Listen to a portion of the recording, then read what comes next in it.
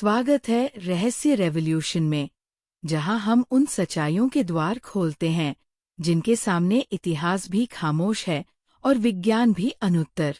आज हम लेकर आए हैं श्री कृष्ण के जीवन का सबसे बड़ा, सबसे रहस्यमयी और सबसे विवादित अध्याय। एक ऐसा रहस्य जो हजारों साल से लोगों के मन में सवाल बनकर तैर रहा है।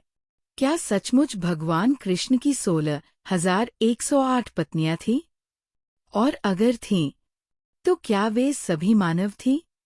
या फिर ये संख्या खुद एक दैवीय संकेत, ऊर्जा का रहस्य या कृष्ण की दिव्य लीला का प्रतीक है?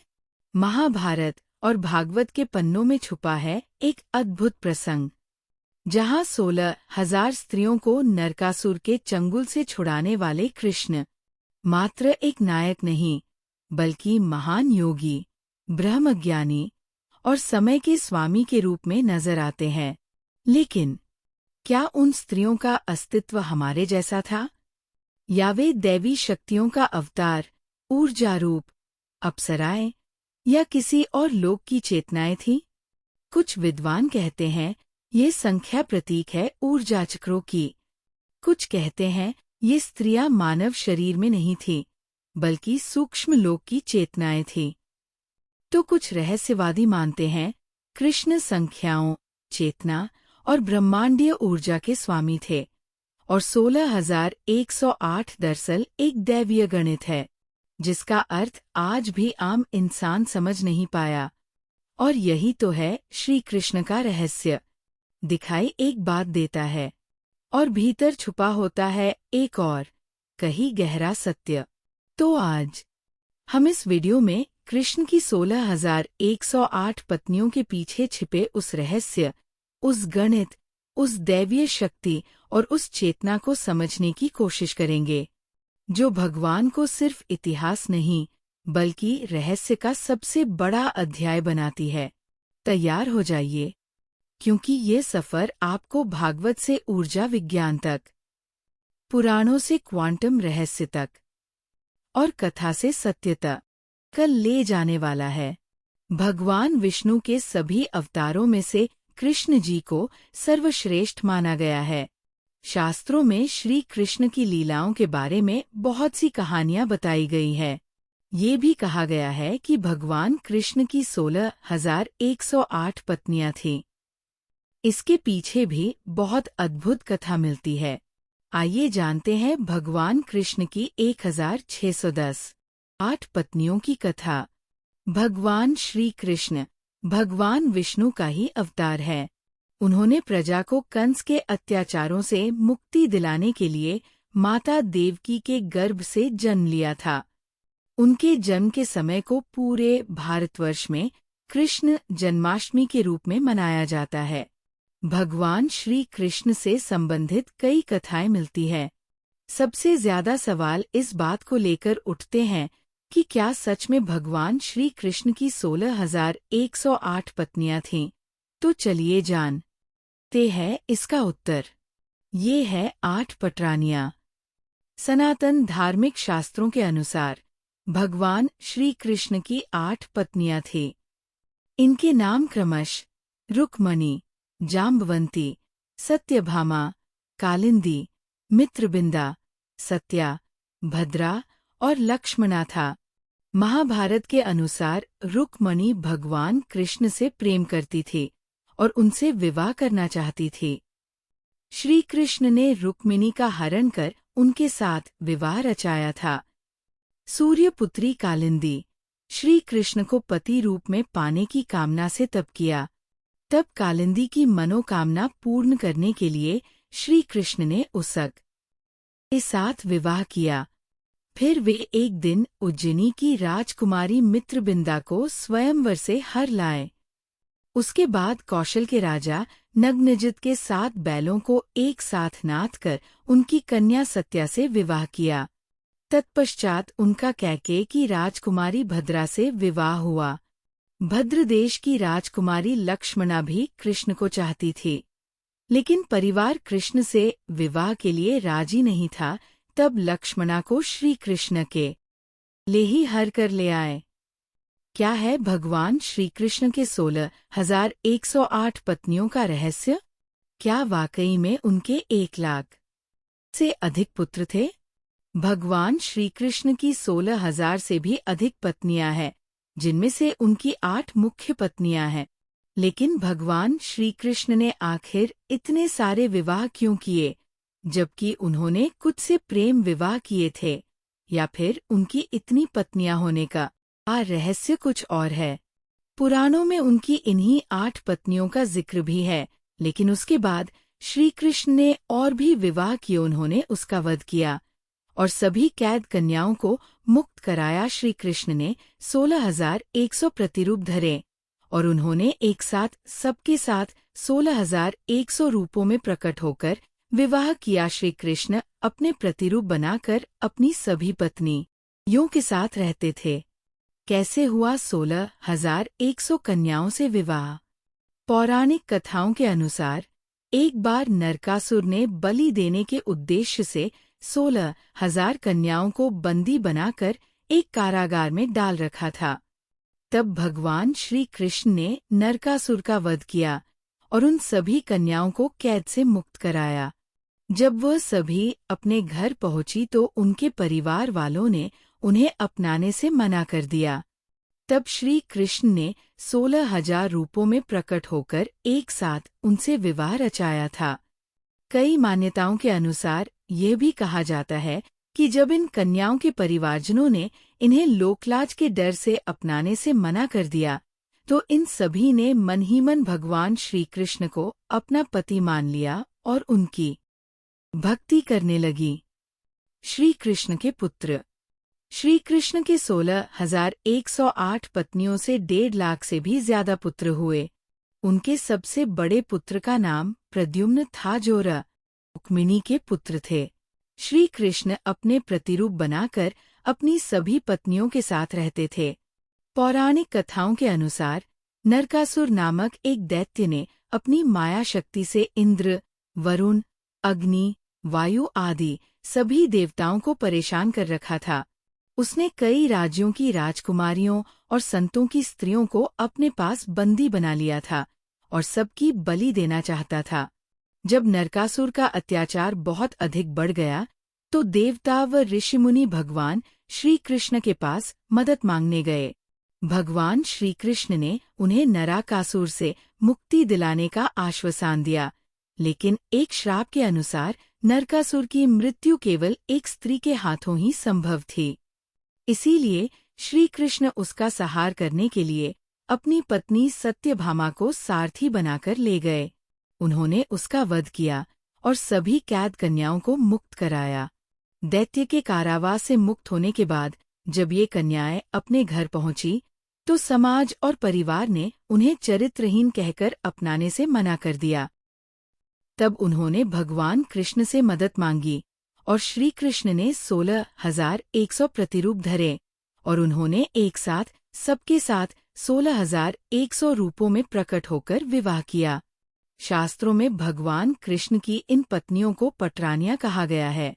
कुछ मान्यताओं के अनुसार श्री कृष्ण ने इन सब से विवाह नहीं किया, बल्कि इन्होंने उन्हें अपना पति मान लिया, जबकि अन्य मान्यताओं के अनुसार श्री कृष्ण अपने प्रतिरूप बनाकर अपनी सभी पत्नियों के साथ रहते थे और उन्होंने कभी किसी के साथ न तो अन्याय किया और न कभी किसी को उसके अधिकार से वंचित किया।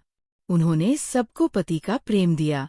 ऐसा भी कहा जाता है कि श्री कृष्ण के 1,61,080 पुत्र भी थे। उनकी सभी पत्नियों के 10 से 10 पुत्र थे और एक एक पुत्री भी उत्पन्न हुई थी। इसी गणना के अनुसार कृष्ण के 1,61,080 पुत्र और 16,108 पुत्रियां थीं। भगवान श्री कृष्ण के देह त्यागने के बाद उनकी पत्नियों और द्वारका नगरी की बाकी विधवाओं की आखिर क्या दशा हुई? श्री कृष्ण की मृत्यु के बाद द्वारका नगरी बर्बाद हो गई, लेकिन लोगों के मन में द्वारका को लेकर कई सवाल आते हैं, जैसे कि उनकी पत्नियां और द्वारका की बाकी स्त्रियां कहाँ गई? अर्जुन का क्या हुआ? द्वारका एक संपन्न देश था, तो उसकी संपत्ति का क्या हुआ? चलिए जानते हैं सबके जवाब। एक श्राप के कारण भगवान श्री कृष्ण की मृत्यु एक शिकारी के हाथों हुई। कथा के अनुसार भगवान श्री कृष्ण जब झाड़ियों में विश्राम कर रहे थे तो दूर खड़ा एक शिकारी उनके पैर पर चमकते कमल को देख उसे पक्षी समझकर उस पर तीर चला दिया। तीर सीधा भगवान श्री कृष्ण के तलवे में जा लगा, जिस कारण उनकी मृत्यु हो गई। मरने से पहले श्री कृष्ण ने बताया कि उनकी मृत्यु के बाद समुद्र द्वारका नगरी नष्ट हो जाएगी और समुद्र में समा जाएगी। इस प्रकोप से केवल उनका भवन ही बचेगा। अर्जुन ने श्री कृष्ण और बाकी यदुवंशियों के शरीर का अंतिम संस्कार किया। विष्णु पुराण के अनुसार श्री कृष्ण की मृत्यु के बाद उनकी पत्नी रुक्मिणी और जाम्बवंती ने अग्नि में प्रवेश कर अपने प्राण त्याग दिए। बलराम जी की पत्नी रेवती ने भी देह त्याग कर दिया। अर्जुन ने श्री कृष्ण और बाकी यदुवंशियों के शरीर का अंतिम संस्कार किया। अर्जुन जब द्वारका से निकले तो भगवान श्री कृष्ण की कई अन्य पत्नियां और यदुवंशियों की स्त्रियां भी खुद के पास मौजूद सारे धन संपत्ति साथ लेकर अर्जुन के साथ चलने लगी। उन्होंने ऐसा श्री कृष्ण के आदेश पर किया था और द्वारका से उनकी ये अंतिम विदाई था। हाइलाइट्स: अर्जुन ने श्री कृष्ण और बाकी यदुवंशियों के शरीर का अंतिम संस्कार किया। भी लोग द्वारका की कन्याओं और धन संपदा को पाने के लिए ललचाने लगे। अर्जुन ने व्यास जी के समझाने पर श्री कृष्ण के प्रपौत्र वज्रनाभ जी को यदुवंशियों का राजा बना दिया। लुटेरे सारी धन संपदा लूटकर चलते बने। भगवान श्री कृष्ण के देह त्यागने के बाद उनकी पत्नियों की क्या दशा हुई? एक श्राप के कारण भगवान श्री कृष्ण की मृत्यु एक शिकारी के हाथों हुई। कथा के अनुसार भगवान श्री कृष्ण जब झाड़ियों में विश्राम कर रहे थे तो दूर खड़ा एक शिकारी उनके पैर पर चमकते कमल को देख उसे पक्षी समझकर उस पर तीर चला दिया। तीर सीधा भगवान श्री कृष्ण के तलवे में जा लगा, जिस कारण उनकी मृत्यु हो गई। मरने से पहले श्री कृष्ण ने बताया कि उनकी मृत्यु के बाद समुद्र द्वारका नगरी नष्ट हो जाएगी और समुद्र में समा जाएगी। इस प्रकोप से केवल उनका भवन ही बचेगा। अर्जुन ने श्री कृष्ण और बाकी यदुवंशियों के शरीर का अंतिम संस्कार किया। विष्णु पुराण के अनुसार श्री कृष्ण की मृत्यु के बाद उनकी पत्नी रुक्मिणी और जाम्बवंती ने अग्नि में प्रवेश कर अपने प्राण त्याग दिए। बलराम जी की पत्नी रेवती ने भी देह त्याग कर दिया। अर्जुन ने श्री कृष्ण और बाकी यदुवंशियों के शरीर का अंतिम संस्कार किया। अर्जुन जब द्वारका से निकले तो भगवान श्री कृष्ण की कई अन्य पत्नियां और यदुवंशियों की स्त्रियां भी खुद के पास मौजूद सारे धन संपत्ति साथ लेकर अर्जुन के साथ चलने लगी। उन्होंने ऐसा श्री कृष्ण के आदेश पर किया था और द्वारका से उनकी ये अंतिम विदाई थी। By Taboola sponsored links you may like be an edupreneur own a EuroKids franchise today. EuroKids franchise. Ravan इतना शक्तिशाली था, फिर भी माता सीता के हाथ में एक घास के तिनके को देखकर क्यों डर जाता था? सभी लोग द्वारका की कन्याओं और धन संपदा को पाने के लिए ललचाने लगे। अर्जुन के साथ इतनी संपत्ति है, इस बात की भनक मार्ग में आने वाले ग्रामीणों और लुटेरों दोनों को लग गई। अर्जुन पूरा प्रयास कर रहे थे कि द्वारका की स्त्रियां और धन संपदा सुरक्षित रहे, लेकिन सभी लोग द्वारका की कन्याओं और धन संपदा को पाने के लिए ललचाने लगे। इसलिए सभी ने मिलकर धन को लूटने का फैसला कर लिया और ग्रामीणों को भी लालच देकर उन्हें साथ मिला लिया और उनकी मदद से हमला बोल दिया। अर्जुन इस बात से अनजान थे। तभी मार्ग में अचानक उनको लुटेरों ने घेर लिया और लूटपाट करने लगे। अर्जुन ने सबसे लड़ने का प्रयास किया, लेकिन लुटेरों की संख्या बहुत अधिक थी। जब अर्जुन ने देखा कि वो स्त्रियों की संपत्ति लुटते हुए नहीं रोक पा रहे हैं, तो उन्होंने अपना गांडीव उठा लिया और लुटेरों पर दिव्य बाणों का प्रयोग करना चाहा, लेकिन अर्जुन ये देखकर हैरान रह गए कि उनके अस्त्र चल ही नहीं रहे थे। अर्जुन बार बार मंत्र बोलकर दिव्यास्त्रों को बुला रहे थे, लेकिन दिव्याशास्त्र प्रकट नहीं हुए। अर्जुन का दिव्य गांडीव भी सामान्य धनुष के जैसा बन गया। एक एक बाण से अर्जुन लुटेरों के समूह पर प्रहार कर रहे थे। अर्जुन ने सभी शस्त्र चलाकर देख लिए, लेकिन सभी प्रयास विफल रहे। अर्जुन बेबस होकर देखते रह गए और लुटेरे सारी धन संपदा लूटकर लते बने। अर्जुन इन सबसे व्याकुल हो उठे। लुटेरों से पराजित होकर अर्जुन महर्षि व्यास के पास पहुंचे और उन्हें पूरी बात बताई। व्यास जी ने अर्जुन को बताया कि वो सारी शक्तियाँ उनके पास श्री कृष्ण के प्रभाव के कारण था। जब तक वह साथ थे, तब तक उनकी शक्तियाँ भी तुम्हारी थी। उनके जाने के साथ वो शक्तियाँ भी चली गईं।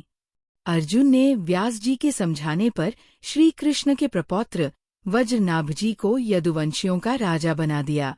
वज्रनाभ जी उस समय बहुत छोटे थे, इसलिए राजा परीक्षित जी ने उनका ध्यान रखा और बाद में मथुरा मंडल का राजा बना दिया।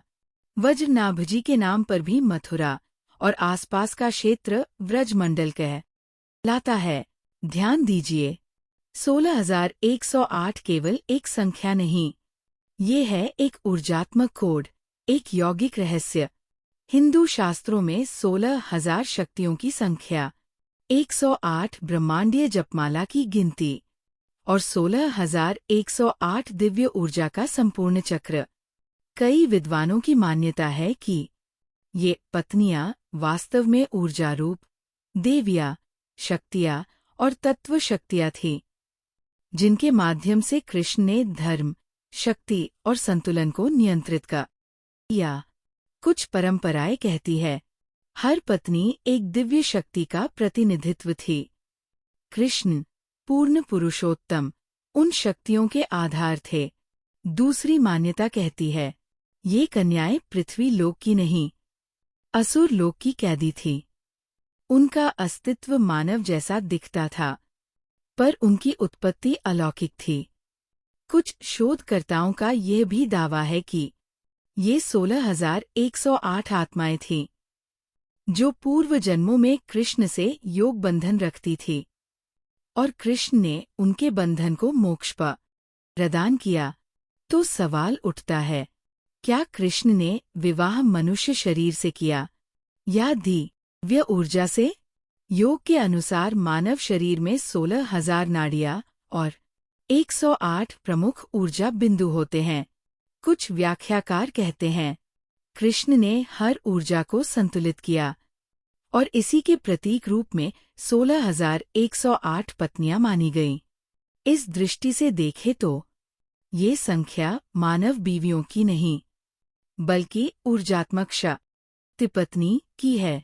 तो क्या कृष्ण ने वास्तव में 16,108 स्त्रियों से विवाह किया था, या ये सब एक रहस्यमयी प्रतीक, दिव्य ज्ञान और ऊर्जा विज्ञान की कहानी है, जिसे सिर्फ मनुष्य की आंख नहीं, बल्कि आत्मा की दृष्टि से समझा जा सकता है? श्री कृष्ण सिर्फ इतिहास नहीं, एक ध्वनि है, एक कंपन है, एक ऊर्जा है, और 16,108 पत्नियां शायद उन ऊर्जा रूपों का चिन्ह, जो आज भी ब्रह्मांड में धड़क रहा है। रहस्य अभी भी अनगिनत है और हम उन्हें एक एक कर उजागर करते रहेंगे। अगर आप भी सत्य और रहस्य की इस यात्रा में हमारे साथ बने रहना चाहते हैं, तो अभी रहस्य रेवोल्यूशन को सब्सक्राइब करें, वीडियो को लाइक और शेयर करें, ताकि अगली बार जब कोई नया रहस्य दस्तक दे, आप उसे सबसे पहले सुन सकें।